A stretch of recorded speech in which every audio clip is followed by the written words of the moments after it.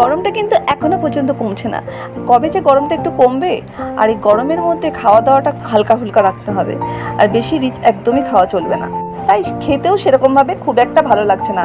জানো, কালকে রাতে অনেকটা ভাত ছিল, সেই ভাতটা আমি জল দিয়ে রেখেছিলাম। আর সকালবেলা মিষ্টি আর মিষ্টির বাবা সেই ভাতটা খেয়ে, মিষ্টি চলে গেছে স্কুলে, ওর বাবা চলে গেছে ওদিকে ছাড়তে, তো ওকে ছেড়ে ওদিকে চলে যাবে দোকানে।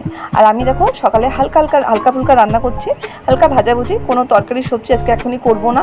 আর দুপুরে যেহেতু আমি একাই খাই, মিষ্টির বাবাও সেরকমভাবে আসে না, হয়তো মাঝে মাঝে আসে, তা দুপুরে বলতে গেলে আমি একাই খাই। মিষ্টিও স্কুল থেকে এসে একদমই খেতে চায় না, ও স্কুলে যে টিফিনটা নিয়ে গেছে সেটাই খেয়ে নেয়, বাড়ি এসে আর একদমই খায় না সেই রাত্রে।